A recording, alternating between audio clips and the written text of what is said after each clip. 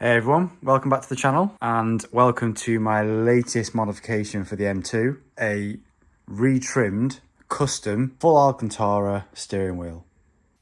So, as you'll probably be aware, the stock wheel that comes with the M2 is just full leather, M stitching, and over time it gets a little bit shiny with use. So as you can probably see here, especially with the light on my camera, just how shiny the wheel is. So it is the original wheel, full leather with the M stitching.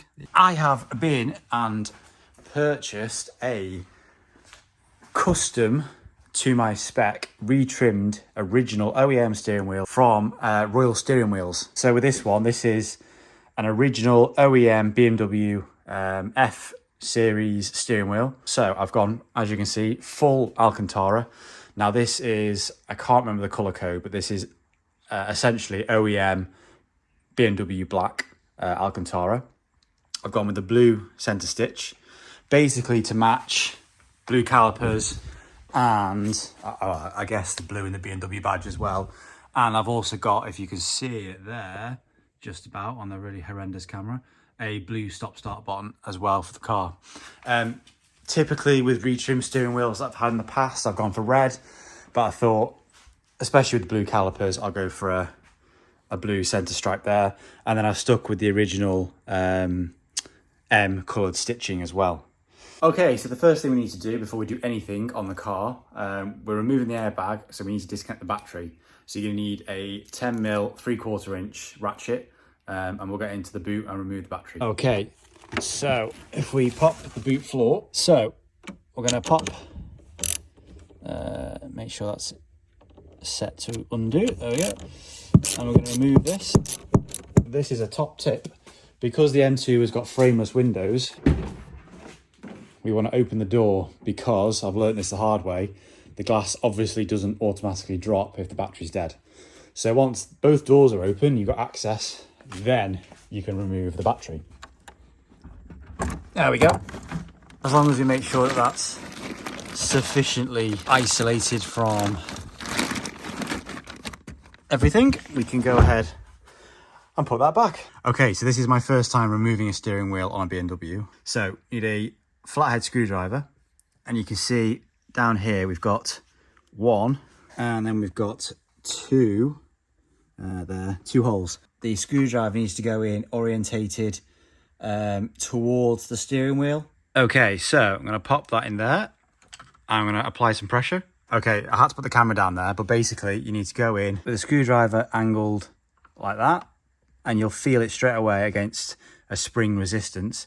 Push in with the screwdriver and then grab the airbag here and just pull slightly, and you can see on this right hand side it's now dislodged it from its original position, and we need to do the same on this side. Okay, so the airbag should now be disconnected, as you can see. And you can see at the back there is two wires going into that yellow connector block. So that's going to need, again, a small flathead screwdriver just to press into the top of that tab and release the connector. Okay, so airbag has now been removed. It was difficult to show it in situ with one hand and be able to film, but you need to take a screwdriver and just press down very, very lightly on top of that connector there in that little recess, and you'll hear it unclick and it'll move, and you can just pull it out. Really, really easy to remove the airbag. And most importantly, we're now going to pop this down over there for safekeeping. The next thing we need to do here is remove this second connector here. Yep, so that was dead easy. That was just a case of putting this screwdriver underneath the casing and just pressing up a little bit, and this connector will pull straight out. Okie dokie, so now we've removed the airbag, we need a 1/2 inch ratchet with a 16mm socket to remove the center bolt out the steering wheel. So that is the center bolt 16mm that we need to undo. So if I pop that on there. Okay, that took a little bit of counter holding and a little bit of force, but as soon as it gave way, the bolt, as you can see, becomes finger tight. It's probably a one-time use bolt, but I'm just going to put it back in because I don't really think anyone changes them. There are two notches, one on the barrel of the spline of the steering column itself, and one just there on the steering wheel. And we've basically just got to make sure that when we put the new wheel back on, they line up exactly as they are there. Everything's a lot more difficult one-handed, so I'm having to wiggle this off instead of just pull it, because it's a resistance fit against the splines. There we go. Steering wheel removed. Basically, what you want to do now, what you can see here is the clock spring. Don't want to touch anything once the wheel's off, because if we go moving the clock spring, we can upset the steering angle sensor and the position of the car thinks the wheel is in. So once the wheel is off, don't touch anything, because you can see, quite interestingly, inside that window there, that ribbon cable. And essentially what that ribbon cable does is sits wrapped up inside this clock spring.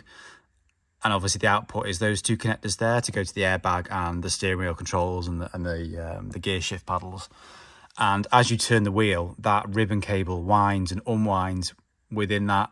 It's almost like a cassette, this outer bit, to allow you to turn the steering wheel. Okay, so I thought I'd do a little bit of a side-by-side here before I start swapping over the controls, the paddles and the trims. Well, actually, you can see in the light here just how shiny and dirty that leather is on the old steering wheel. The Alcantara will get dirty over time, but using something like this colour block brush will really bring it up nicely with an upholstery shampoo. Yeah, this should just offer a little bit more grip when, I'm on track or driving hard, especially if I'm not wearing gloves. It won't end up all shiny and sticky, because I've been on a few road trips before when I've been in convoy with other cars. You know, there's been some spirited driving, you're concentrating, your hands naturally get sweaty, and if I haven't been wearing gloves, this kind of part gets all like sweaty and gets a bit sticky, and you can clean it, but it just never really feels the same. So yeah, the Alcantara should sort that out. So as I mentioned before, the spec I went for is full OEM black BMW Alcantara, M coloured stitching around the wheel, and obviously a blue center stripe. I've also, and I don't know if you can tell in this video, it probably won't come across, although maybe it is a little bit. I asked Royal Steering Wheels to make this new trimmed wheel slightly thinner than OEM. I've always found the OEM wheels to be too chunky to hold in your hand. They just don't feel as thin as I would like, especially when I'm, on track. Just feels that ever so slightly thinner and a bit more agile in your hand. So I'm really looking forward to using this on the road. Okay, so the next bit we got to do is focus on removing this back plastic trim, the two paddles and the electronics for the paddles, the front trim, and obviously the buttons as well, and the associated wiring. I'm not 100% sure what I do need to remove and what I need to unclip. So basically, I'm going to go away and do it all, and then come back to you and kind of give you a bit of an overview of what I've done, what I've undone, how I've removed things, just for some hints and tips. It's not a particularly difficult task, it's just a bit fiddly, and I need to go away and do it off camera and then come back with a bit of an update. Okay, so a bit of an update. I mentioned it was T25 before. It's not, it's actually, they're all T20 screws. I've removed 1, 2, 3, 4, 5, 6 on the rear. And basically this one here there's a little black one here that I've removed for the earth strap. There's 2, you can see there, that hole, one on either side. As soon as you release them, the paddles fall off. There's 2, one there that you can see, that I think hold on this centerpiece. And I think as soon as I release this centerpiece with some clips, these will be exposed as well. So I'll keep cracking on. The center trim, once you've undone the small screws that are in those holes, this simply pulls off the front. Now the insides of the controls are visible. The paddles are now loose and hanging off. You can now see these T25s here, these black bolts, black screws. They're exposed, which I assume undoing them will then release the left and right steering control modules. I think once that's done, it's a simple case of just working my way around and just unclipping the entire wiring loom and transferring the lot over to the new wheel and reversing what I've just done. Okay, so with the blue connectors, you want to take the steering wheel. Okay, so I've removed all the cabling. The next challenge is to remove these connector blocks, these blue connector blocks from the steering wheel, because they're currently attached to this back trim piece. These blue connector blocks connect each paddle shift to the main loom. And I couldn't work out how to undo these at first. I just had to resort to watching somebody else's YouTube video, and I figured out how to do it and lay it on its front. And you can see down the back of the wheel, you can see the blue connectors. Taking a flathead screwdriver, if you just sit the screwdriver on top of the black bracket, it's a bit tricky, and press down, he says it should, with a bit of pressure, there you go, unclip from the steering wheel cowling itself. And then if we carefully bring that back over, because all the gubbins are now hanging out, these are now free from the shroud, and this back piece should now pop off. Okay, so about 10 minutes have passed and everything is now off the steering wheel. So we've got all the trims off. So we've got this trim, which is the rear trim. Obviously the front trim that we took off first. We've got both right and left steering button controls, and then left and right paddles as well. And essentially the tips that I can give you are, there are 1, 2, 3, 4, 5, 6, 7, 8, I think, Torx screws, a mix of black and silver, front and back of the wheel. Essentially, every single Torx screw that you can see, apart from the 3 big silver ones in the middle, undo. A few left and right, there's a couple kind of centre left and right. There's one at the bottom at the front, there's one at the bottom at the back. They're just spread out everywhere. Every single small Torx screw, T20, that you can see, undo them all. After you've undone them all, it's just essentially a case of unwiring all of the loom from its little kind of resting positions and clips within this piece of trim. You can see at the bottom here all of the kind of cable routing areas. The same on the actual steering wheel itself. You can see these little tabs and clips, wiring just kind of runs up and down inside of those to keep it all tidy.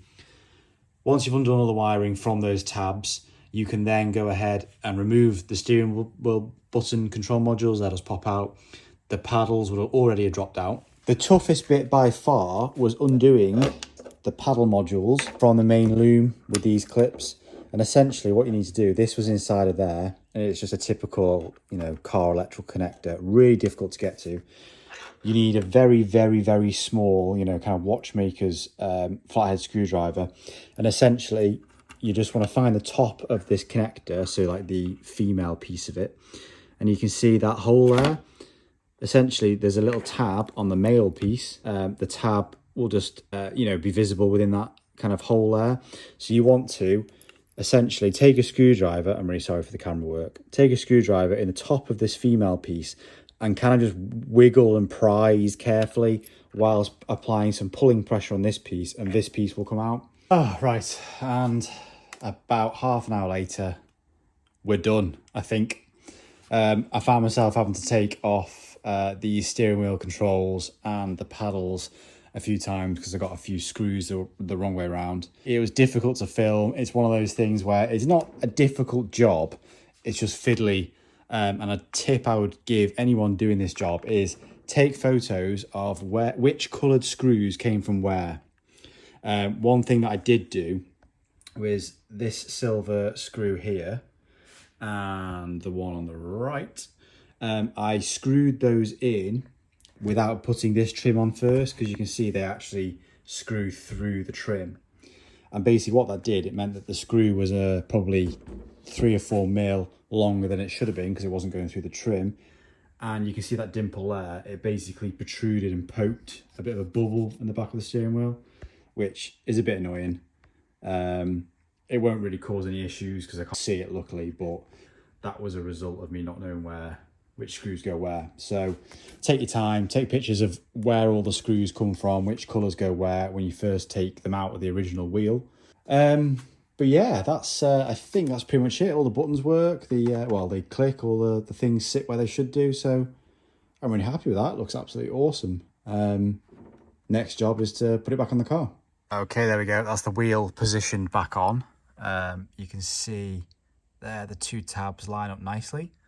So now it's a case of putting this back on. I also need to just Google quickly the torque setting of this and just try and I'm hoping it's enough that my torque wrench will register it, because I think my torque wrench starts at about 25 newton meters, which I assume this will have a decent amount of torque on it. But yeah, I'll give it a Google, see what it is, and I'll torque it up to that spec now. Okay, so I've just Googled it, and apparently the bolt needs to be torqued to 62 newton meters. So I've got my torque wrench set to near as I can on this, 62, and I'll torque this up now. Okay, so obviously to tighten this bolt up, you've got to counter hold the steering wheel, and trying to use and put pressure on this torque wrench to turn it whilst trying to counter hold the steering wheel is difficult. I ended up having to try and hold it with my legs whilst using two hands, one hand to steady this, one hand to pull. And I haven't been able to achieve 62 newton meters. This hasn't clicked, annoyingly, because I just can't hold the steering wheel. But I've got it, I guess, pretty close enough. That's reasonably tight now. I don't think it's going to cause any issues. I'll probably just quickly tweak it up again using the wrench, because I can put a little bit more pressure onto it. Okay, and there we go. The steering wheel is installed. Topped it with the airbag. I connected the connector up and placed, there's two big metal lugs, and they sit inside holes in the steering wheel itself. I found it really difficult to position the airbag, and I thought cables were in the way. I've just basically spent 3 or 4 minutes taking the airbag back out, trying to push down some of the cables, thinking they were in the way, when they weren't. There was no issue at all. Basically what you've got to do is line the airbag up as best you can, and it can only really sit in one place, and then just put some even pressure on the whole airbag, to the point where the same pressure you'd put on if you were, if not more, to be honest, if you were, slamming the horn on, and kind of evenly distribute that pressure across the left and right, and the airbag will just click on both sides and click in. And as you can see now, battery's still off, but that's all nicely installed. So yeah, there we go.